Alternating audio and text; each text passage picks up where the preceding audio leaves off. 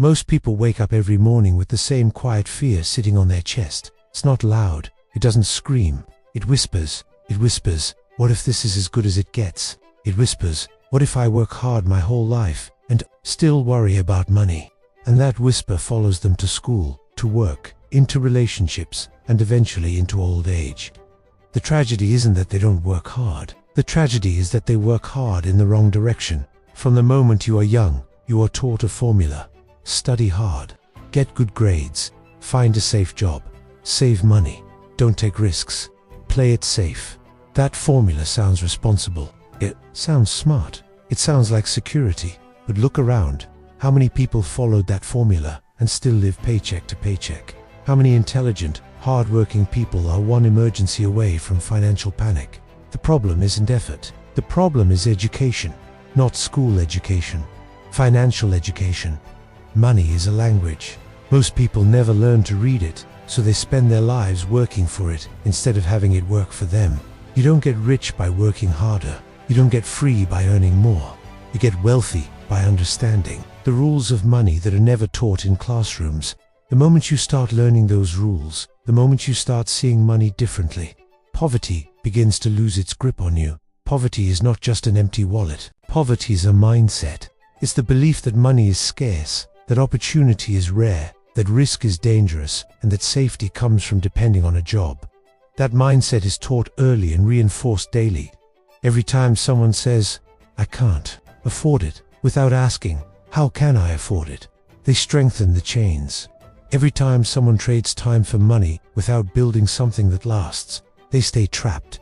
If you want to never be poor again, you must first stop thinking like someone who is trying to survive and start thinking like someone who is building systems. Rich people don't chase money. They build structures that produce money, whether they show up or not. Poor and middle-class people focus on income. Wealthy people focus on cash flow. Income depends on your presence. Cash flow depends on ownership. Ownership changes everything. When you own an asset, it feeds you.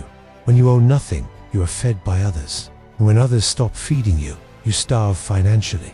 The secret is not about greed. It's about control. Control over your time. Control over your choices. Control over your future.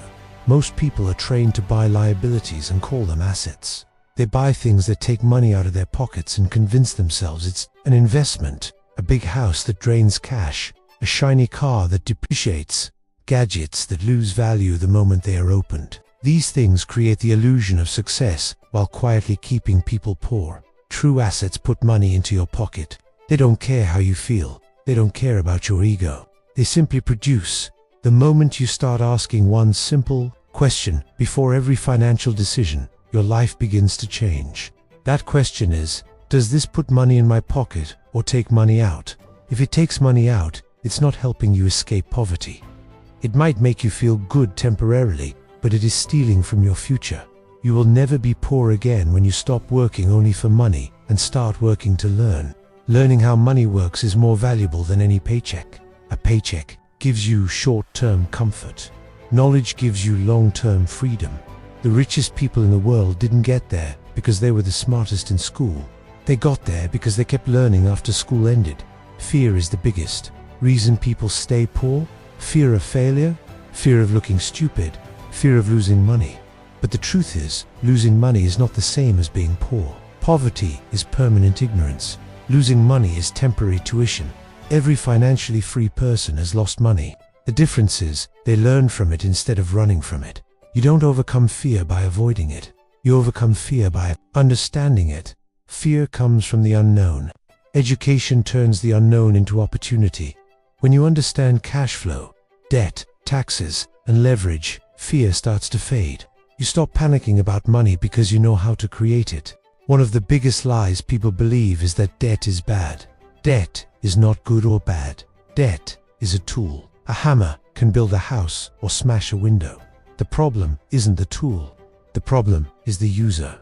Poor people use debt to buy things that make them poorer. Wealthy people use debt to buy things that make them richer. Same tool, different outcome. Another lie is that you need a lot of money to get rich.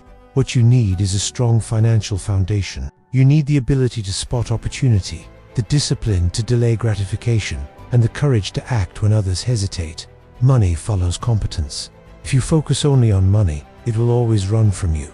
If you focus on learning how to create value, money will chase you. Most people wait.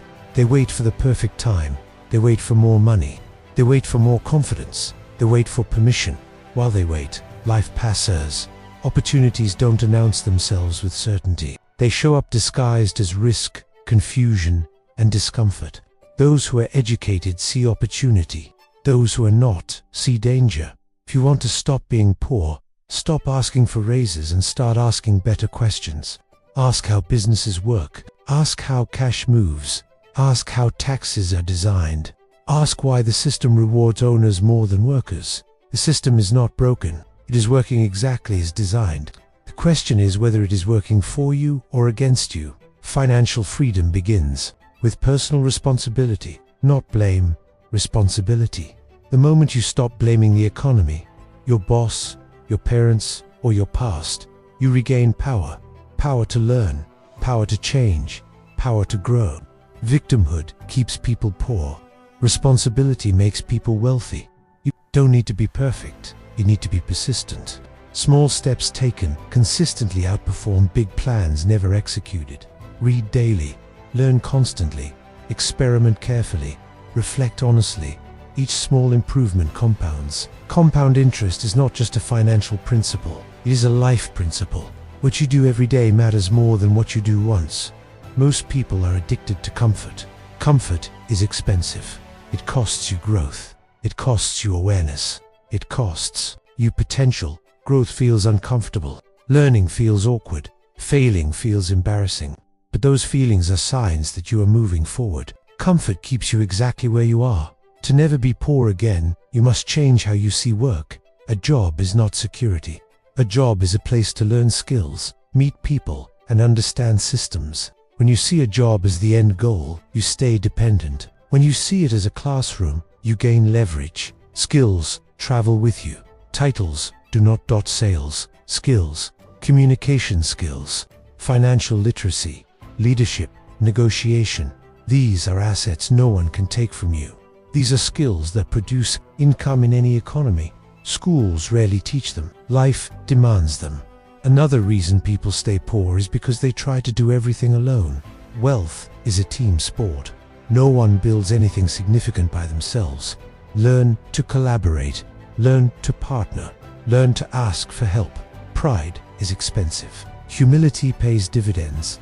You will notice that financially free people think long-term while others think short-term. They are willing to sacrifice now for freedom later. They invest time when others seek entertainment. They invest money when others seek consumption. They invest energy when others seek comfort. That difference compounds quietly until one day it looks like luck. Luck is preparation meeting opportunity. The more prepared you are, the luckier you become. Preparation is learning. Preparation is practice. Preparation is failure followed by adjustment. There is no shortcut around this process. Anyone promising easy money is selling fantasy. Real wealth is built, not one. Money amplifies who you already are. If you are disciplined, it rewards you. If you are careless, it exposes you. That's why learning character is as important as learning strategy. Integrity, patience, and self-control matter more than tactics. If you want to never be poor again, stop measuring success by how much you earn and start measuring it by how much you keep and grow. High income with no assets is fragile. Modest income with strong cash flow is powerful. Stability comes from structure, not salary. The world is changing fast. Technology is rewriting the rules. Old jobs disappear. New opportunities emerge. Those who cling to old thinking struggle. Those who adapt thrive. Adaptation requires curiosity. Curiosity requires humility. Humility requires admitting you don't know everything. You don't need permission to learn about money. You don't need permission to think differently. You don't need permission to build something better.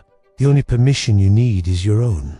Every day you delay learning is a day you pay an invisible tax called ignorance. That tax compounds quietly. So does knowledge. The choice is made daily, not once. If you are young, time is your greatest asset. If you are older, experience is your greatest asset. Poverty convinces people they have neither. That is a lie. always have something to leverage if you're willing to see it. Start paying attention to where your money goes. Money leaves clues. It shows you your priorities. Change your priorities and money follows. Track, reflect, adjust. This isn't about restriction, it's about direction. Most people try to get rich by doing more. Wealthy people focus on doing better decisions, better structures, better thinking. Busyness is not productivity. Movement is not progress. If you keep trading time for money without building assets, time will eventually win. It always does. Assets buy back your time. That is freedom. Freedom is not laziness. Freedom is choice. You don't need to impress anyone. You need to secure your future. Applause fades. Cash flow remains. Live below your means, not because you lack ambition, but because you value independence. When people criticize you for thinking differently about money, remember this. The crowd is rarely wealthy. Following the majority leads to average results. Financial freedom requires uncommon thinking. Education does not end with a diploma. In many ways, that is where it begins. Real education is self-directed. It is driven by curiosity, not grades. The most valuable lessons are often learned outside formal institutions. You will never be poor again. When you stop seeing money as emotional and start seeing it as mathematical, feelings lead to impulse. Systems lead to stability. Build systems. Observe how money flows in the world. From consumers to businesses. From businesses to owners. From owners to assets. Position yourself where the flow moves toward you, not away from you. Most people work for money. Some people work for equity. Equity is ownership. Ownership is power. Power gives options. Options create freedom. Don't wait for confidence. Confidence comes after action, not before. Start small. Start imperfectly. Start now. Momentum is a powerful teacher. The goal is not to be rich. The goal is to be free. Rich people can be trapped. Free people are prepared. Preparation beats luck every time. Every financial decision is a vote for the life you want. Cast those votes consciously. Repetition turns choices into habits. Habits turn into identity. You're not poor because of lack of money. You're poor because of lack of financial literacy. That can change today. Not tomorrow, not someday. Today, with one book, one lesson, one new way of thinking.